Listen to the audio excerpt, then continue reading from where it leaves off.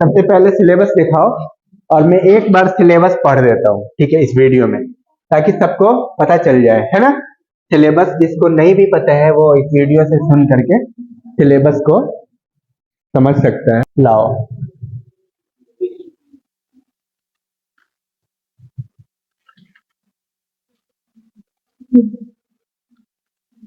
Syllabus होगा, mobile में ही होगा, मोबाइल वाला दिखा दो, कोई बात नहीं।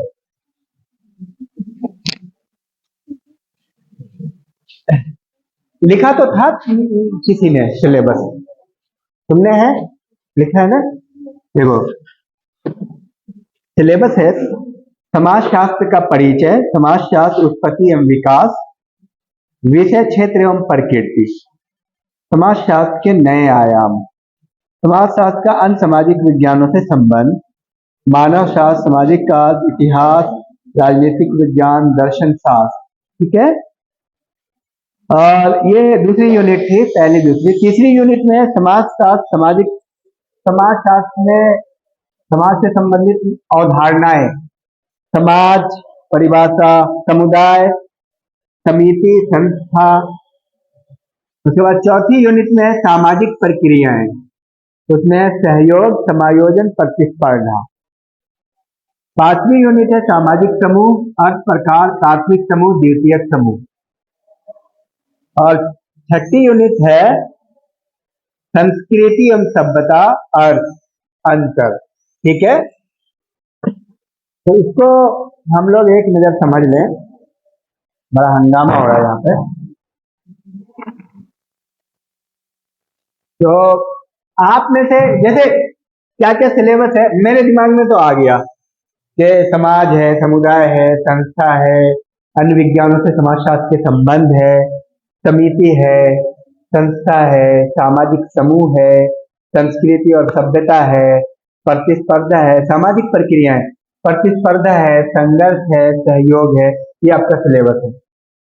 और ये सिलेबस समझने के लिए बहुत ज्यादा नहीं टाइम चाहिए, एक दिन काफी है, 2 दिन में समझ सकते हैं, 3 दिन मैक्सिमम है, उसमें 3 दिन में याद भी हो जाएगा।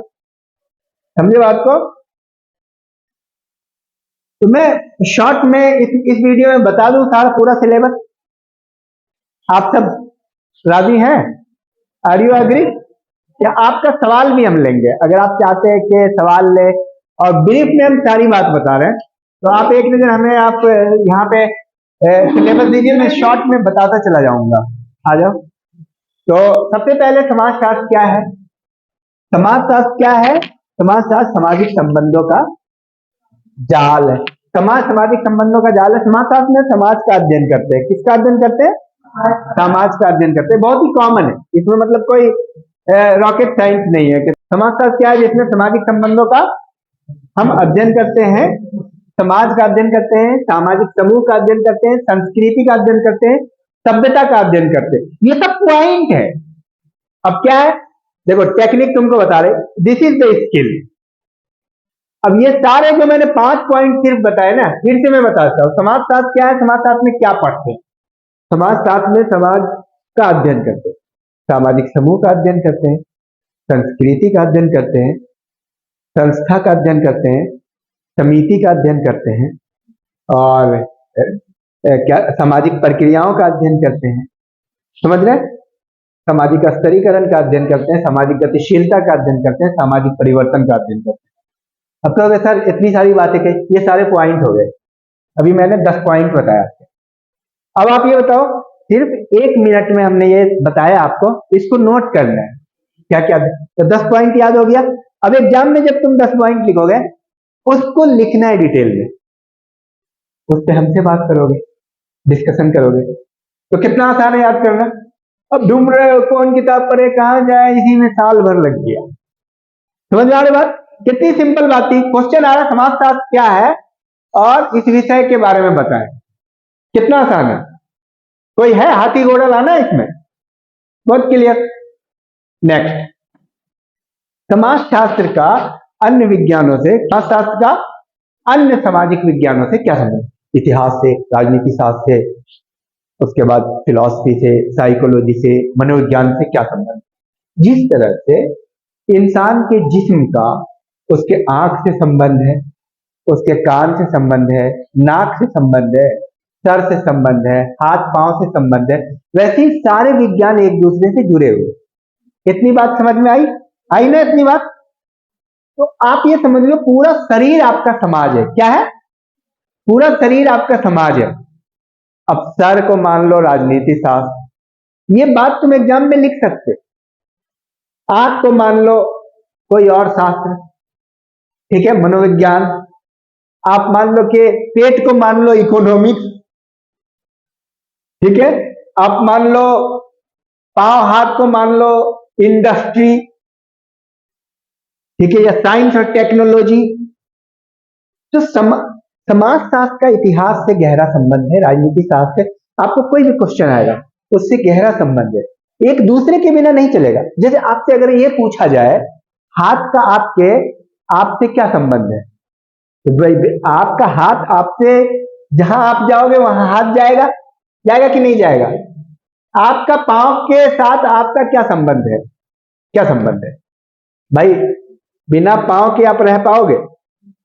उसी तरह अर्थशास्त्र के बिना समाजशास्त्र नहीं, समाजशास्त्र के बिना अर्थशास्त्र नहीं, राजनीति शास्त्र के बिना समाजशास्त्र नहीं, समाज नहीं, इतिहास के बिना समाजशास्त्र नहीं, समाजशास्त्र के बिना इतिहास नहीं, इतिहास के बिना राजनीति शास्त्र नहीं, एक दूसरे के बिना कोई नहीं। आंख के बिना तुम कहीं चल पाओगे? अब तुम्हें जाना है मान लो कहीं, जाना तो पांव से है, लेकिन आंख चाहिए कि नहीं चाहिए?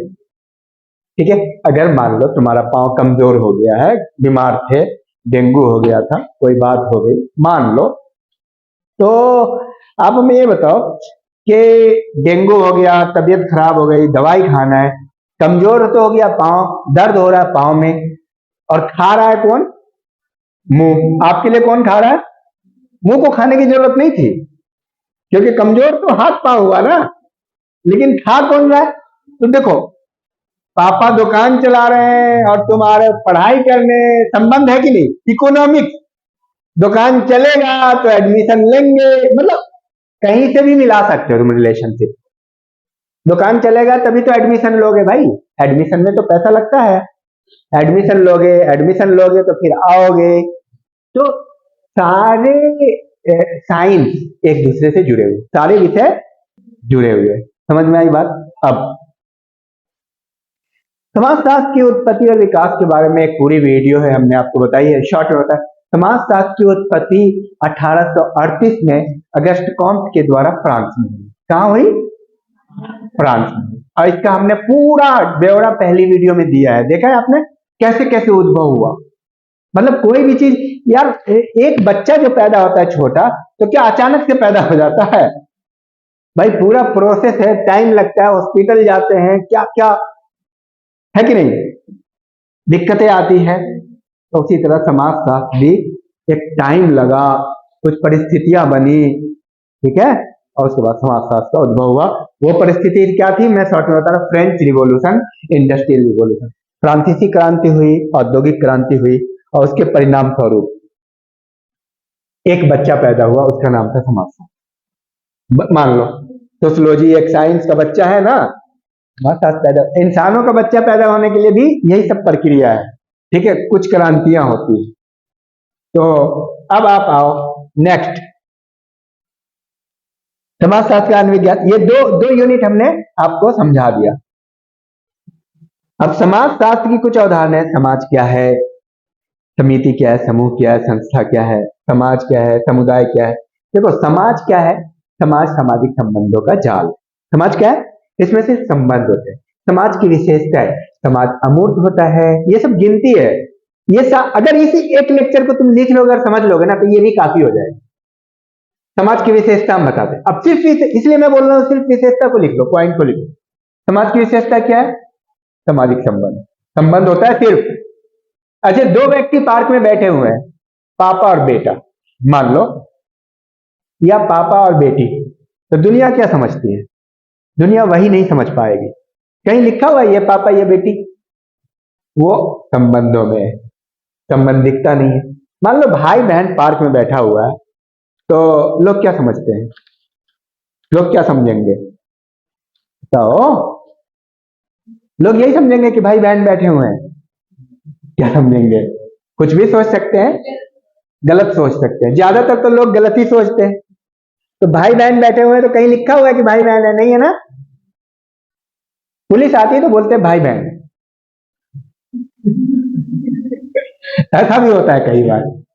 बात समझे मेरी? तो कहीं लिखा नहीं है, तो वो कहां पे है? रिलेशनशिप में। तो समाज क्या है? समाज संबंधों का जाल है।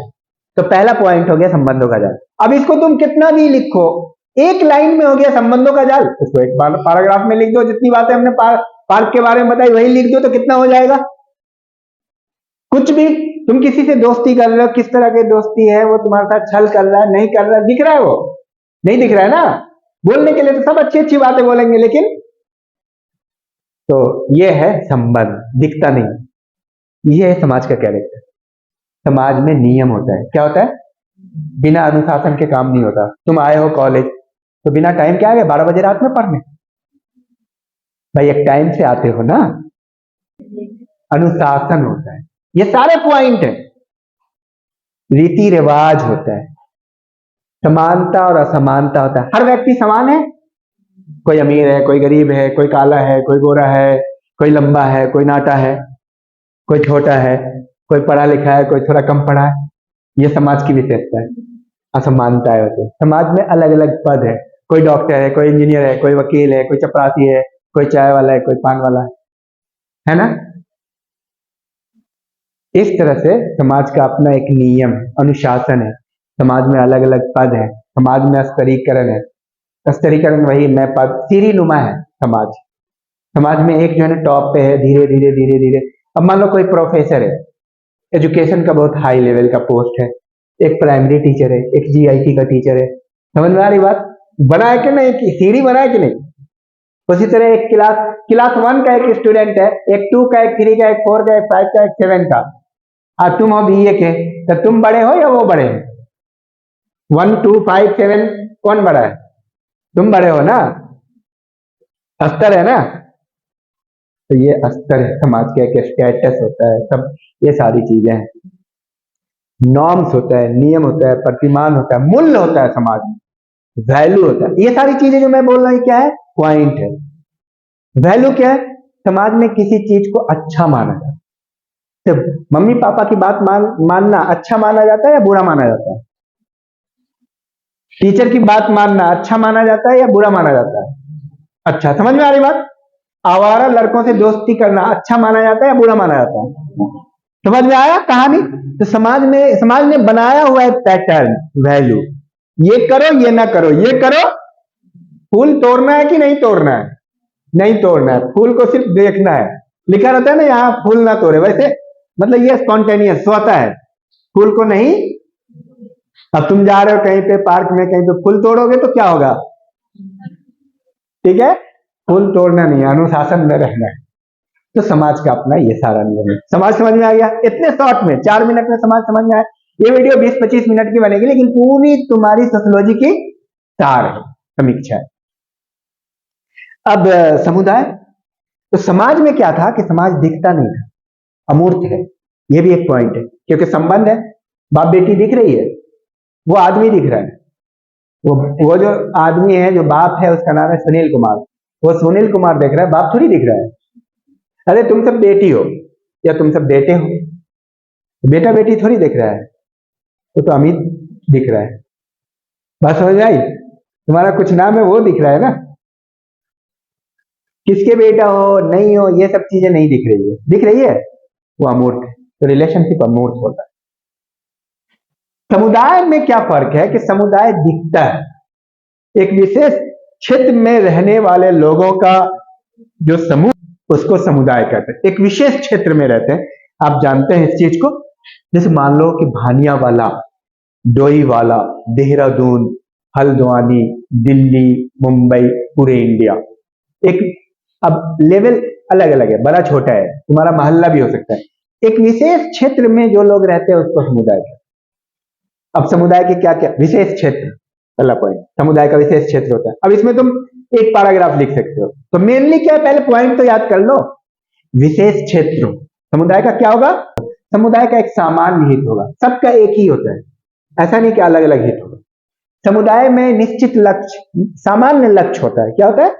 सबका एक लक्ष्य है कि भाई बेटी की शादी है तो सबकी बेटी की शादी यहाँ पे, मतलब यहाँ पे एक लड़की की शादी सबके लड़की की शादी मानी जाती है।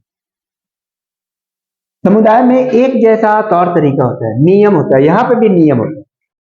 जैसे मान लो कि भानिया वाला का एक नियम है कि यहाँ पे ऐसा ड्रेस पहनना है, ऐसा नहीं कुछ भी नहीं पहन सकते हो।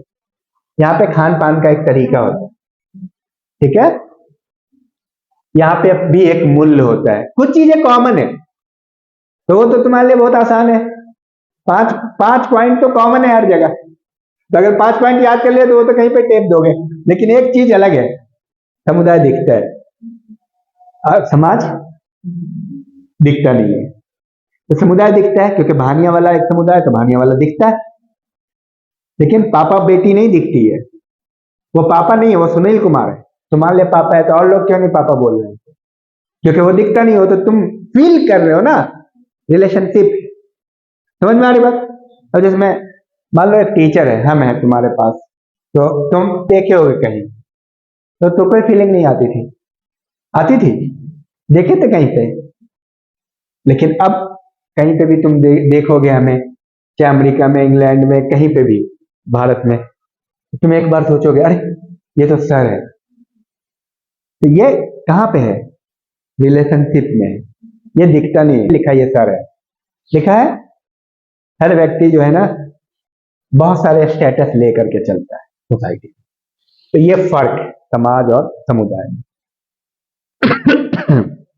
एक तीसरी चीज है समिति।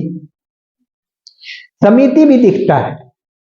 समिति के निश्चित उद्देश्य को लेकर के जब हम कोई काम करते हैं, कुछ लोग मिल करके निश्चित उद्देश्य की प्राप्ति करते हैं, वो समिति है।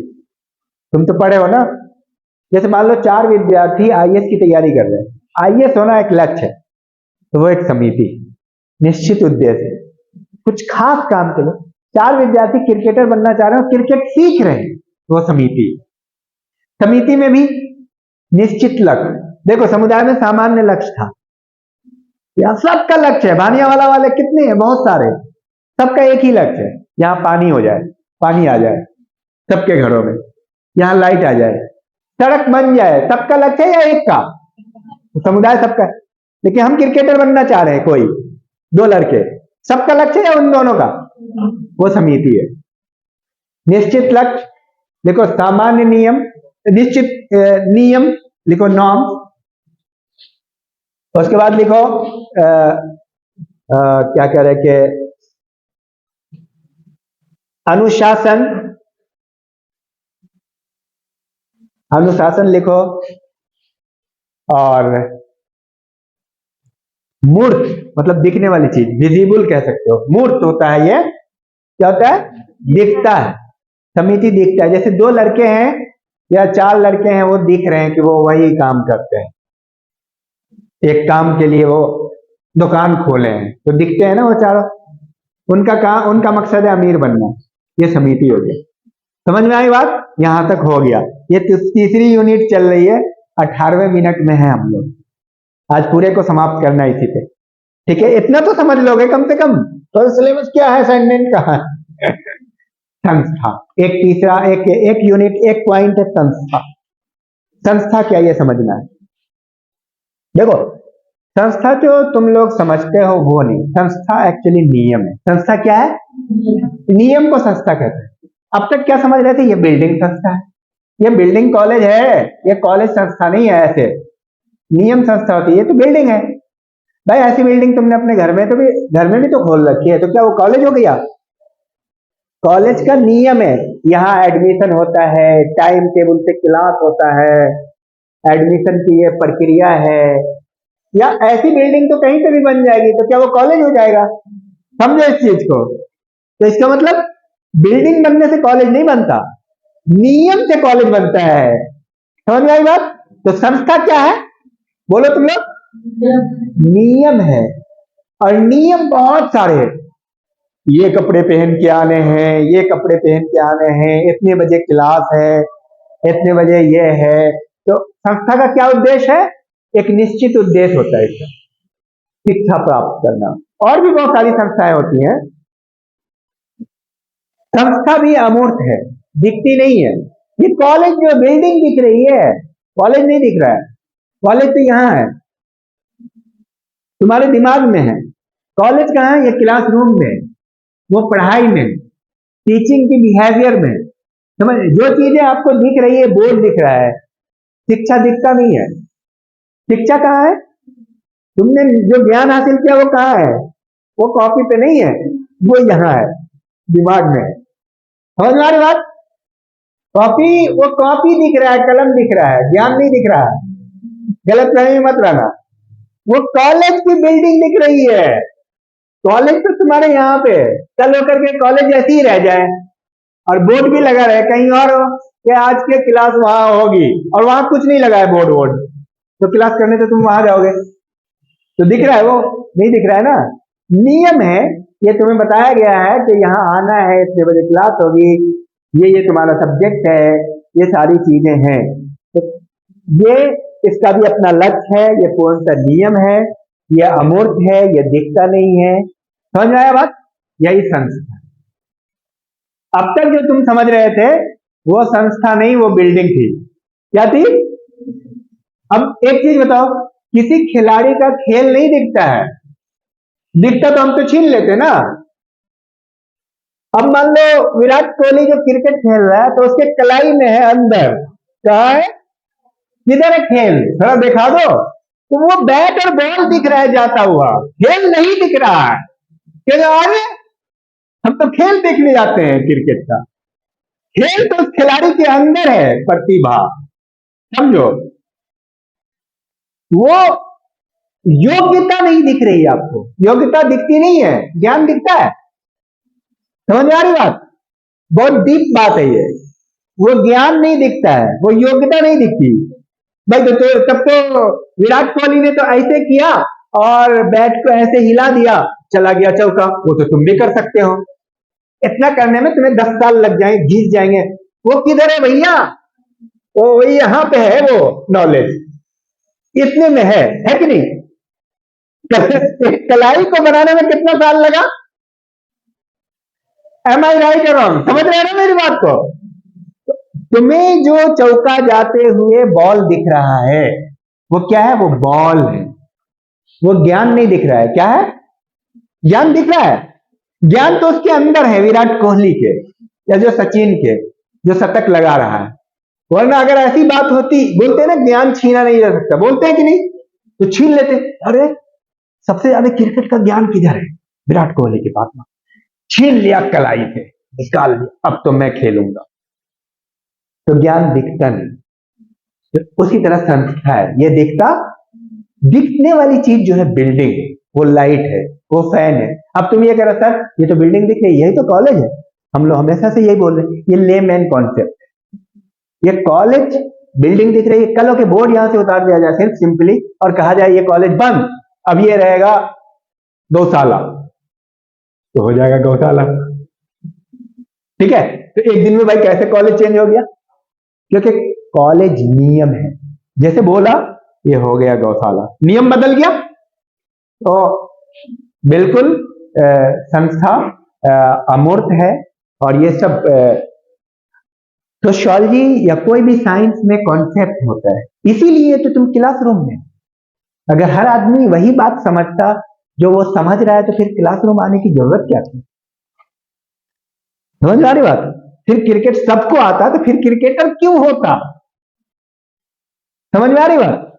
इसलिए संस्था जो आम लोग समझ रहे हैं संस्था के बारे में, वो संस्था, क्योंकि वो बिल्डिंग है, ज्ञान संस्था है, नॉलेज संस्था है, अनुशासन संस्था है, नियम संस्था है, जो आपको दिख नहीं रहा। तो ये चीजें हैं। और अब हम बताएंगे सामाजिक प्रक्रिया। एक कॉन्सेप्ट है सामाजिक प्रक्रिया का। 24 मिनट हो चुके हैं। इस वीडियो को पूरा आप देखिएगा तो आपका कॉन्सेप्ट एकदम क्लियर हो जाएगा इस असाइनमेंट के लिए। सामाजिक प्रक्रिया, ठीक है? प्रक्रिया क्या होता है? It is periodic. एक खास टाइम में जब कोई काम होता है उसको बोलते हैं प्रक्रिया। एक खास समय में, उसमें समय लगता है। देखो, एक होता है पॉइंट ऑफ टाइम, एक होता है पीरियड ऑफ टाइम। एक खास समय में, अब जैसे मान लो आंख बंद किया, खोला, एकदम एक क्षण में, एक क्षण में नहीं होता है। प्रक्रिया कुछ टाइम लगे, घंटा, मिनट, साल। तो समाज की जो प्रक्रियाएं हैं कुछ, वो टाइम लेती है, उससे समाज बनता है। उससे क्या बनता है? तो सामाजिक प्रक्रिया आपका एक चैप्टर है। तो सामाजिक प्रक्रिया एक सहयोग क्या है? एक है प्रतिस्पर्धा, और एक है समायोजन, और एक है सात्मीकरण। इस वीडियो में सारी चीजें होंगी, एक एक पॉइंट आप नोट कर लेंगे। इसको मैं इंग्लिश में बोलता हूँ कोऑपरेशन, इसको बोलते हैं सहयोग। समायोजन, इसको बोलते हैं एकोमोडेशन। एक होता है कॉम्पिटिशन, सुने हुए, प्रतिस्पर्धा क्या है? एक होता है एसिमिलेशन, सात्मीकरण। अब मैं एक एक करके समझाता हूं, एक एक मिनट में। तो एक है सहयोग। सहयोग को इंग्लिश में क्या बोलते हैं? कोऑपरेशन। क्या कोऑपरेशन का मतलब? अरे ऑपरेशन का मतलब तो तुम जानते हो ना, ऑपरेट करना। कोऑपरेशन, को मीन्स टुगेदर, ऑपरेशन का मतलब काम करना। ऑपरेशन का मतलब जब दो व्यक्ति मिलजुल करके काम करते हैं उसको बोलते हैं कोऑपरेशन। समझ में आ रही बात? जैसे एक ने कहा प्याज छील दो, मैं काट लेता हूं होटल में, तो कोऑपरेशन हो गया। घर में किसी ने कहा कि भाई तू रोटी बना ले, मैं सब्जी बना लेती हूं, तो ये क्या हुआ? एक दूसरे के साथ मिलजुल करके काम करने को कोऑपरेशन में कम से कम दो व्यक्ति का होना जरूरी है। ये सब पॉइंट है जो मैं बोल रहा हूं, ठीक है?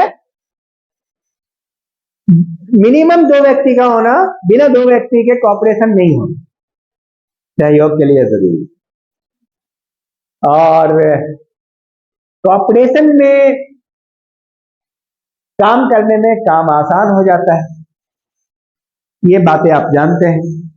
कोऑपरेशन दो तरह का है, ठीक है?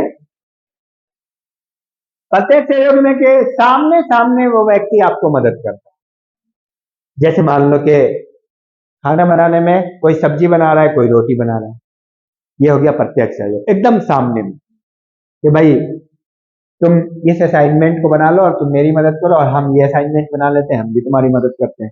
This is direct cooperation. एक है इनडायरेक्ट कोऑपरेशन, अप्रत्यक्ष रूप से सहयोग। जैसे मान लो एक फैक्ट्री है, इस फैक्ट्री में जूता बनाने वाली कंपनी, जूता बनाने वाली कंपनी में एक ग्रुप जो है ना सोल बना रहे हैं, सोल जूता का, और एक ग्रुप जो है ना ऊपर का फीता बना रहे हैं, और एक ग्रुप जो है ना जूता का ऊपर वाला काट रहे हैं। अब ये बताओ, इनमें से कोई अगर एक काम करना छोड़ देगा तो जूता पूरा बनेगा? नहीं बनेगा। It is indirect cop. अब आप नहीं जान रहे हो, एक एक ग्रुप सोल बनाने वाला वो नहीं जान रहा फीता कौन बना रहा है, लेकिन जूता तो बन रहा है ना, तो बिना उसके सहयोग के तो नहीं बनेगा। अप्रत्यक्ष सहयोग कर रहा है कंपनी, बिना इन तीनों के सहयोग नहीं लिए हुए नहीं चल सकती ना, तीनों का सहयोग जरूरी है। उसी तरह अगर किसी विद्यार्थी का सोशियोलॉजी भी है, हिस्ट्री भी है, पॉलिटी भी है, अब सोशियोलॉजी में पास है, हिस्ट्री पॉलिटी में पास नहीं है, पास हो पाएगा? तीनों सब्जेक्ट का सहयोग चाहिए, तीनों टीचर का सहयोग चाहिए, इनडायरेक्ट कॉपरेशन है, ये है अप्रत्यक्ष सहयोग। समझ में आ रही बात? जहां पे उस व्यक्ति का होना जरूरी नहीं है, जहां पर उस व्यक्ति का होना, जैसे मान लो कि कोई डॉक्टर है, इलाज कर रहा है, लेकिन उस डॉक्टर को इलाज करने के लिए जांच की जरूरत है। डॉक्टर ने लिख दिया ये जांच करके लाओ कि ये कौन सी बीमारी है। आजकल क्या चला हुआ है, कौन बीमारी? डेंगू। जांच वाले ने कह दिया मैं जांच नहीं करूंगा, तो डॉक्टर कुछ दवाई दे पाएगा? डॉक्टर नहीं जान रहा है कि जांच कौन कर रहा है, पर जांच करने वाला डॉक्टर को सहयोग कर रहा है अप्रत्यक्ष। कैसे? क्योंकि वो रिपोर्ट बना रहा है, जांच कर रहा है कि ये बीमारी डेंगू है, तो इट इज कॉल्ड अप्रत्यक्ष, इनडायरेक्ट कोऑपरेशन। डायरेक्ट कोऑपरेशन, तो कोऑपरेशन समझ में आ गया, यही था सहयोग। अब आपको मैं ये बता रहा हूं कि इस लेक्चर को सुनने के बाद क्या तुम एग्जाम में 2-3 पेज नहीं लिख पाओगे? आराम से। इसीलिए बोलता हूं वीडियो देखो। बात मेरी समझ में आ रही है? लेकिन अगर तुम यही किताब पढ़ोगे ना, तो तुम्हें अभी कम से कम सहयोग ही समझने में ना 15 दिन लग जाएंगे। ये फायदा है लेक्चर का। अगर अच्छी चीज तुम सही टाइम पे सुन लेते हो, पॉइंट याद कर लेते हो, मैं ऐसा ही करता था, कोई दिक्कत नहीं है।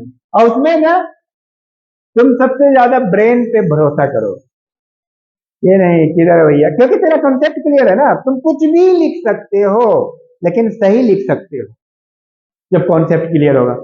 अब एक चीज बताओ, चलो मैं एक चीज पूछ लेता हूँ, तुमसे कोई पूछे कि भैंस क्या लिखिए या इसके 10 पॉइंट लिखिए, तो क्या तुम भैंस पे किताब खरीदोगे? वही चीज तो है यहाँ पे, जब तुम्हें पता चल गया सहयोग क्या है, तो फिर तुम हजार बात लिख सकते हो। मैंने मम्मी का सहयोग किया, पापा का सहयोग किया, एक बेटी अपने मम्मी का सहयोग कैसे कैसे करते हैं, लिखते जाओ। सुबह से शाम तक कितना सहयोग करते हो, एक टीचर अपने स्टूडेंट का सहयोग कैसे कैसे करते हैं, वीडियो बना के, पीडीएफ बना के, ऐसे बोल बोल करके, धमका के, प्यार से, मोहब्बत से करते हैं ना। कितना समझाता हूं मैं तुम्हें, फिर भी नहीं पढ़ते। तो ये सारा सुबह से शाम तक ग्रुप बना के ये सारी चीजें करते हैं, तो कितना लिख सकते हो तुम सहयोग के बारे में, क्योंकि तुम्हारा कॉन्सेप्ट क्लियर हो गया। लेकिन तुमने किताब ढूंढा, किताब में अपना वो बनी बनाई कुछ बातें हैं, उसको रट रहे हो। तो अब ये बताओ, जो व्यक्ति लेक्चर सुनेगा उसका कॉन्सेप्ट वो ज्यादा मतलब तगड़ा कॉन्सेप्ट होगा, या जो किताब पढ़ेगा उसका कॉन्सेप्ट तगड़ा होगा? जो टीचर की बात सुन करके, और किताब भी देखो, किताब भी पढ़ो, लेकिन टीचर टीचर जो ना 100 किताब के बदले है वो।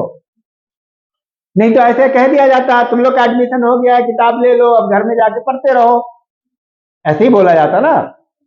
लेकिन हाँ ठीक है, क्लास नहीं लेते हैं, वजह क्या है? क्योंकि माहौल ऐसा हो गया है, कहीं कहीं बच्चे नहीं पढ़ते हैं, नहीं समझते हैं इस इंपॉर्टेंस को, बाद में समझते हैं कि यार अब एक अब आप ये समझो ना, ये पूरा सिलेबस लगभग 60% 70% मैंने कवर कर दिया एक वीडियो में। पूरा सिलेबस तुम्हारा 1 घंटे में हो जाएगा, और इस बात को अगर जेन्युइनली तुम पढ़ना चाहो बहुत फास्ट, तो तुम 2 महीना में पढ़ोगे। तुम बहुत अच्छे हो तब की बात कर रहे हैं, 2 महीने में तो कोई कुछ नहीं कर पा रहा है। लास्ट में तेरे हाथ में आएगा क्या? जीरो रिजल्ट, अब फेल हो जाओगे। तो this is the magic of teacher, कि टीचर तुमको कोई बात पूरे सेमेस्टर को 1 घंटे में डाल देगा, 1 घंटे में सारी बात समझ रहे? And everything is recorded. तो किस तरह से मम्मी अपनी बेटी को कॉपरेट करती, किस तरह से बाप भाई बहन एक दूसरे को, एक फैमिली के लोग कॉपरेट करते, कितना लिख सकते हो तुम, कितना लिख सकते हो? शायद तुम 10 पेज लिख सकते हो, धीरे धीरे तेरा दिमाग खुलता जाएगा, ये वाला भी लिख देते हैं, ठीक है, ये बात लिख देते हैं। कॉपरेशन पे एक बात कह रहे, तो हम लोग बात कर रहे थे सहयोग की, सहयोग समझ में आ गया। अब हम बात करेंगे समायोजन की, एकोमोडेशन बोलते हैं इसको इंग्लिश में भी जानना आपके लिए जरूरी है। समायोजन क्या है? समायोजन क्या है इसको आप समझिए। हम लोग की वीडियो कभी करीब करीब 27-28 मिनट की हो चुकी है। समायोजन क्या है? एकोमोडेशन। समायोजन कहते हैं जब साथ में रहते हैं, आप इसको समझो, ये पूरा है रिकॉर्डेड यहाँ पे, इसको 20 बार सुन लेना एग्जाम में जाने से पहले, और कोई कुछ नहीं करने की जरूरत है। मेरी 20 वीडियो है उसकी अकेली है ये। अब समायोजन क्या है? जब दो व्यक्ति या दो समूह एक साथ रहते हैं ना, तो आपस में मनमुटाव होता है, लड़ाई झगड़ा होती है कि नहीं? पड़ोसी से हो जाता है, नाली को लेके, तूने नाली में कचरा फेंक दिया, मेरे घर के आगे फेंक दिया, गंदा फेंक दिया, होता है कि नहीं? तुमने ऐसे कर दिया, लड़ाई झगड़ा होता है, बहुत सारी चीजें होती है। तो आपस में मिलजुल करके समझौता किया जाता है। क्या किया जाता है? दैट इज कॉल्ड एकोमोडेशन, आम भाषा में एडजस्टमेंट कहते हैं। इट इज कॉल्ड समायोजन, कि जब हम मध्यस्थता, आप इसको बोलो हिंदी में, जब हम एक साथ रहने में हमें मुश्किल होती है, दुश्वारी आती है, उसके बाद आपस में मिल बैठ करके उस पे हस्बैंड वाइफ में होता है कि नहीं? वो तो बहुत आम है, हुआ होगा, लड़ाइयां होती है, फिर कुछ हस्बैंड की तरफ से और वाइफ की तरफ से लोग मिलजुल करके बैठते हैं, इसने उसको ये कहा, उसने उसको वो कहा, आइंदा से ऐसा नहीं होगा। ऐसा केस तो आया होगा कि नहीं आया है?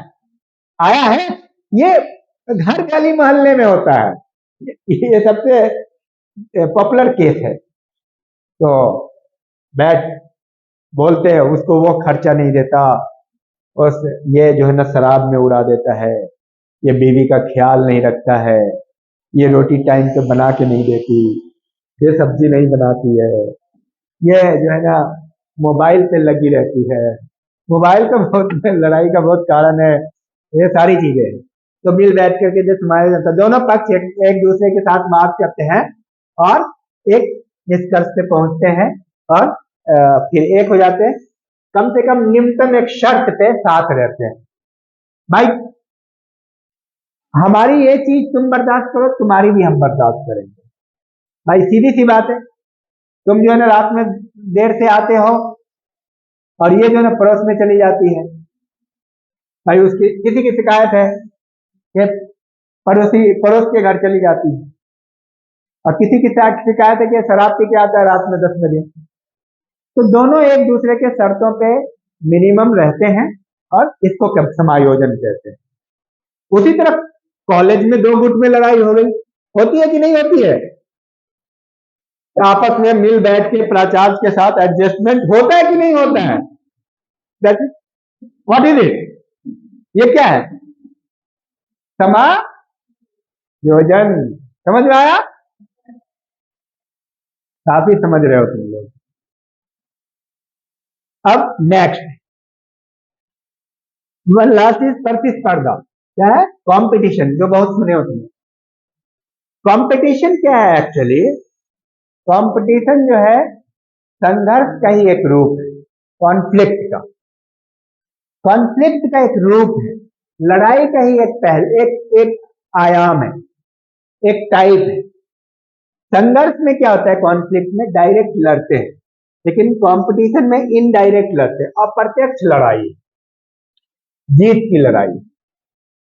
पता नहीं होता है कि क्रिकेट में कौन जीतेगा, लेकिन लड़ाई तो करते हैं वो। पता नहीं होता है कि 2 विद्यार्थी आपस में तैयारी कर रहे हैं, दोनों दोस्त हैं, और कौन फर्स्ट डिवीजन आएगा, कौन क्या करेगा, पता नहीं होता ना। तो जिस चीज की तैयारी कर रहे हो, आर्मी की, पुलिस की, ग्रुप सी की, किसी भी कंपटीशन की, वो एक्चुअली एक प्रकार की लड़ाई है। लेकिन ये लड़ाई अनुशासित, क्या है? इसमें मार धार नहीं होता, हिंसा नहीं होती है। जो लड़ाई है उसमें क्या होती है? हिंसा होती है। लेकिन कंपटीशन भी एक लड़ाई है अप्रत्यक्ष, जिस तरह से उधर सहयोग प्रत्यक्ष और अप्रत्यक्ष था, तो कॉन्फ्लिक्ट भी 2 तरह के होते हैं, प्रत्यक्ष संघर्ष और अप्रत्यक्ष संघर्ष। अप्रत्यक्ष संघर्ष कंपटीशन है, अंदर से दुश्मन होते हैं, लेकिन दुश्मनी नियम से करते हैं।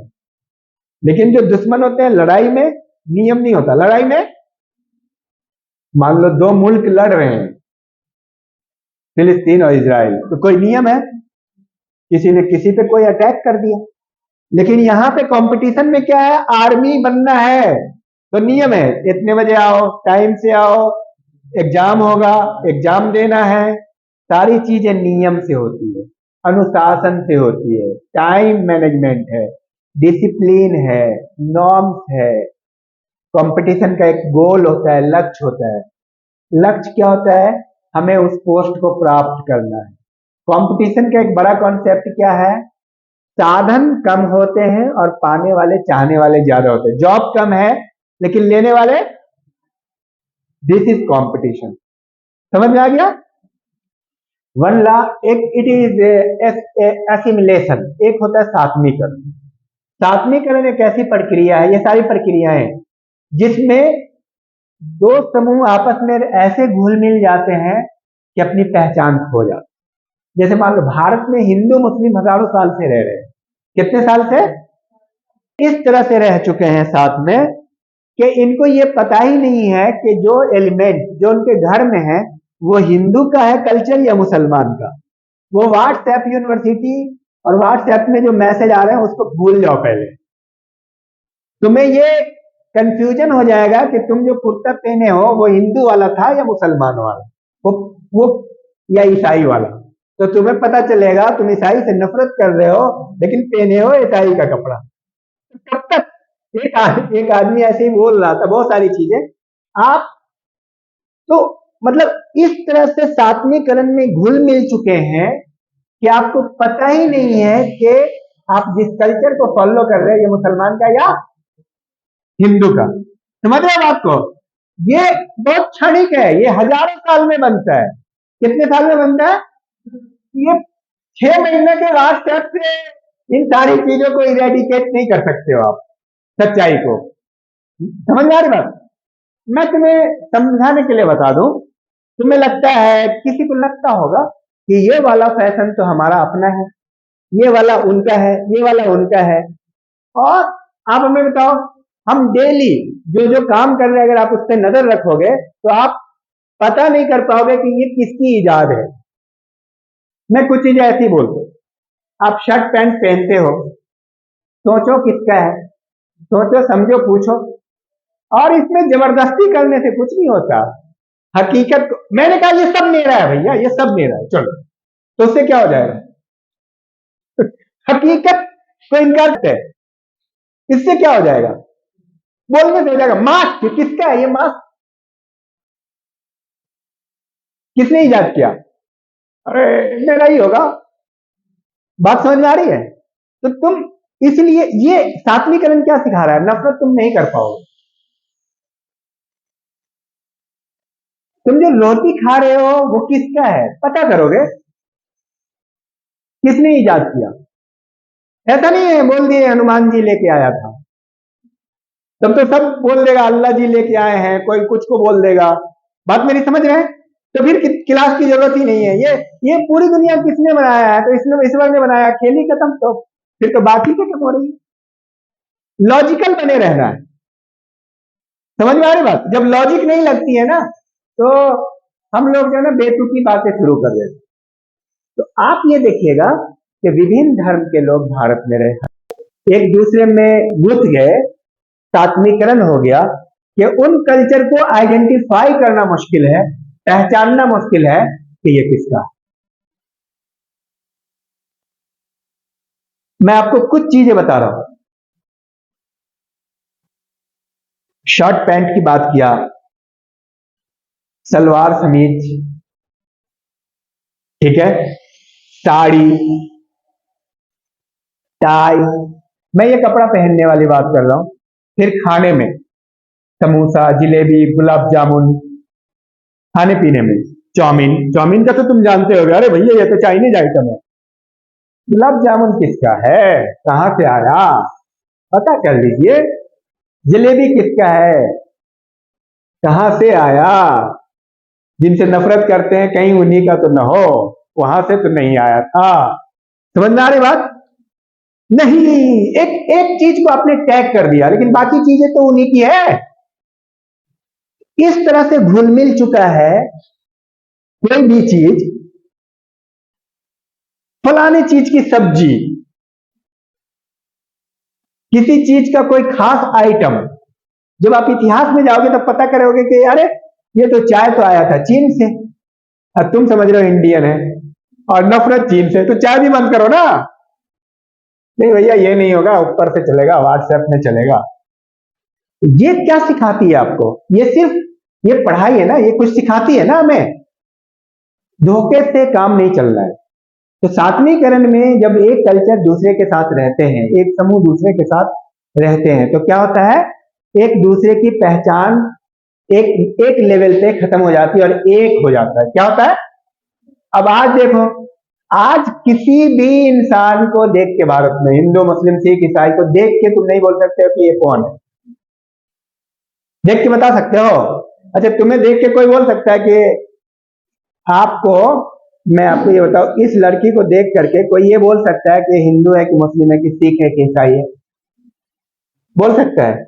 तुम्हें देख करके, एक लड़के को देख करके, इस लड़के को जो मास्क में और साथ में बैठा हुआ है, इसको आप देख करके बोल सकते हो कि ये हिंदू है कि मुस्लिम है कि सिख है कि ईसाई है, क्योंकि ड्रेस तो सबका एक ही है। तो अलग करने से क्या मिलना है? तो भाई एक चीज है, इससे हमको एक सबक भी मिलता है। ये नफरत बस हल्की है, ये गहरी नहीं है। इतनी गहरी जड़ है, उसको हिला नहीं सकते 5 मिनट में। इससे क्या साबित हो रहा है? तुम जिससे नफरत कर रहे हो उसी का सामान तो ढो रहे हो, उसके बिना तो पहन लो ना धोती। क्यों नहीं पहनते हो? तो तुम भी पहन लो लुंगी, साड़ी ही पहन करके क्यों नहीं आते? सही है कि नहीं? तो चकरा जाइएगा। जिस कॉलेज में जाओ, जिस स्कूल में जाओ, तो हमने किसी से ड्रेस लिया है, लिया कि नहीं? किसी का हेयर स्टाइल लिया है, लिया कि नहीं? आप पता करोगे ऋग वैदिक काल में तो ऐसे रहते थे, वैसे रहते थे। तो भाई हम हैं प्योर हिंदू। प्योर हिंदू बन के रहिए आप बढ़िया से ऋग वैदिक काल के स्टाइल से आइए, जाइए, तो आपको सारी बात इससे समझ में आ जाएगा ये सब पॉलिटिकल है। एजुकेशन आपको टीचिंग देती है, शिक्षा देती है। इंसान की इज्जत करो। क्या देती है? इंसान की इज्जत करो, क्योंकि तुम नफरत कर ही नहीं सकते हो। नफरत करना इतना मतलब मुश्किल है अगर तुम सोचने पे आ जाओ तो। हम जिस इंसान से नफरत कर रहे हैं उसी का सामान लेके घूम रहे हैं, उसी का कुर्ता पजामा पहन रहे हैं, ठीक है, उसी की शर्ट पैंट पहन के घूम रहे हैं। एक आदमी ने मुझे कहा, एक पंडित ने कहा कि भाई, एक पंडित से मेरी बात हुई, कहा कि आजकल ना हिंदी डिक्शनरी में क्या कह रहे कि ये सारे उर्दू और अरबी शब्द और इंग्लिश शब्द को निकालो, ठीक नहीं है। तो बोला यार, पूरी दुनिया जो है ना अपनी डिक्शनरी स्ट्रॉन्ग कर रही है, तो अपनी डिक्शनरी वीक कर रहे हो। हिंदी ऑलरेडी कोई नहीं बोलता। एक हिंदी साहित्य का प्रोफेसर बोला, बड़ा प्रोफेसर, तुम अपनी डिक्शनरी कमजोर किए जा रहे हो। हमें तो और प्रमोट करना है कि कमजोर करना है? ये बताओ, बढ़ाना है ना। इंग्लिश वाले डेली नए वर्ड लेके आ जा रहे हो। कोरोना जितना है सब उन्हीं की डिक्शनरी में जा रहा है, तो वो मजबूत होंगे ना। मजबूत कौन होगा? हम छाटते जा रहे हैं। अब हमारे यहाँ कहावत है बहुत सारी, वो कुछ वहां कहावत है, बहुत अच्छी बात वो बोल रहे थे, जो एक साथ जुड़ी हुई है, उर्दू और हिंदी भाषा, जिसको आप अलग कर ही नहीं सकते हो। शादी ब्याह, शादी उर्दू हो गया, ब्याह हो गया हिंदी। उसी तरह कई शब्द हैं, एक नहीं हजारों की तादाद में। तो बोला कि सबको छाड़ दो तो तेरे पास बचेगा क्या? अपने कल्चर को तो तुम कमजोर करते जा रहे हो। इतने दिन में हम लोगों ने, कितने लोग हिंदी बोल पा रहे हैं? सब लोग हिंदी मीडियम स्कूल में पढ़ना चाह रहे हैं, इंग्लिश मीडियम में? किसकी है इंग्लिश? किसकी है? जो लोग नफरत फैला रहे हैं ना, वो भी इंग्लिश में अपने बच्चों को भेज रहे हैं। तो भाई संस्कृत सिखाओ ना। अपने कॉलेज में 5-10 बच्चे संस्कृत में जबरदस्ती एडमिशन लेते हैं, ये आलम है। तो ये जो चीजें हैं ना, मोहब्बत ईश्वर ने ना स्वतः बनाया है, खुद से होता है। वो चीजें आपको पसंद आ जाएगी। आप किसी चीज से कितनी भी नफरत करो, लेकिन वो चीज आपको अच्छी लगती है, नेचुरली लगती है। जबरदस्ती हम नफरत करने पे लगे हैं। तो ये जो सात्विकरण है वो सिखाता है कि कल्चर घुल मिल जाता ऐसा कि तुम पहचान भी नहीं। तुम जिसको अपना समझ रहे थे ना, वो एक्चुअली अपना था नहीं। अगर उसके इतिहास में जाओगे, वो तुम्हें लगे अरे ठीक है, अब क्या करें, इसके तुम्हें आदी है, चाय के, शराब, वाइन डेली शाम में चाहिए, क्योंकि उसके बिना नफरत तो फैलेगा नहीं। तभी तो कुछ व्हाट्सएप पे उल्टा सीधा लिखेंगे गर्मी में। समझ आ रही बात? ये सारी चीजें, तो सात्विकरण ना ही सिर्फ एक कॉन्सेप्ट है, बहुत बड़ी अंडरस्टैंडिंग है। जब दो कल्चर मिलते हैं, दो लोग मिलते हैं, दो समुदाय मिलते हैं, दो समूह मिलते हैं, तो ऐसे घुल मिल जाते हैं कि आप उनके कल्चर को अलग नहीं कर सकते, इतना ज्यादा। और 1000 साल में जो चीज मिल गई ना, तो हमारी उम्र कितनी होती है? 30-40 साल। हमें तो पता ही नहीं होता। कल होकर के 30 साल बाद, 40 साल बाद आपके बच्चों को पता ही नहीं होगा कि ये हिंदी है कि इंग्लिश है कि अरबी है। जिसने जो चीज उसको शामिल कर लिया। अब कोरोना हिंदी है कि इंग्लिश है कि अरबी है कि फारसी है, ठीक है, लेकिन इंग्लिश वालों ने उसको जगह दे दिया अपनी डिक्शनरी में। कोरोना हमने जगह दिया तो उसका नाम कुछ और रख दिया, मान लो। तो this is the basic difference है कि वो जो जिस कौम को, जिस समुदाय को आगे बढ़ना है ना, वो उसको जल्दी एक्सेप्ट कर। तो सात्विकरण का ये कॉन्सेप्ट है। और करीब करीब आपका कॉन्सेप्ट क्लियर हो गया है। 5 मिनट बचा है सामाजिक समूह के बारे में बता दूं। सामाजिक समूह 2 या 2 से अधिक व्यक्तियों का एक साथ इंटरेक्शन सामाजिक समूह कहलाता है। दो या दो से अधिक व्यक्ति जब एक साथ होते हैं उसको बोलते हैं, जैसे आप सब लोग एक क्लास सामाजिक समूह। अब सामाजिक समूह का भी वही चीज है। सामाजिक समूह में भी दो या दो से अधिक व्यक्ति का होना जरूरी है, अंतः क्रिया होना जरूरी है, एक दूसरे से इंटरेक्शन, लक्ष्य होना जरूरी है, नियम होना जरूरी है, निश्चित उद्देश्य होना जरूरी है। समझ रहे? सामाजिक समूह दो तरह के होते हैं, प्राथमिक समूह और द्वितीयक समूह। प्राथमिक समूह जो हमसे क्लोज होते हैं, जैसे आपका परिवार, आपके माता पिता भाई बहन, सबसे क्लोज आपके कौन होते हैं? माता पिता भाई बहन, वही आपके काम आते हैं, ठीक है। और आपके क्लोज फ्रेंड और आपके पड़ोस, ये वो लोग हैं जो आपातकाल में आपके काम आते हैं। ऐसा ऐसा एक नहीं हजार बार हुआ है, जब आप बहुत सारे लोगों से दोस्ती करते हैं और आप संकट में आ जाते हैं तो आपके कोई काम नहीं आते। ये स्टडी है, जिसको आप बड़े बड़े दावे करते थे कि उसके साथ तो दिल्ली जा रहा हूँ और किसके साथ मद्रास जा रहा हूँ और बड़ा काम है, जब संकट आती है ना तो हॉस्पिटल में वो देखने नहीं जाता, माँ बाप देखने जाता है। इसलिए वो प्राथमिक समूह, माँ बाप, पड़ोस भी जाता है। हमने आजकल पड़ोस को समाप्त कर दिया है।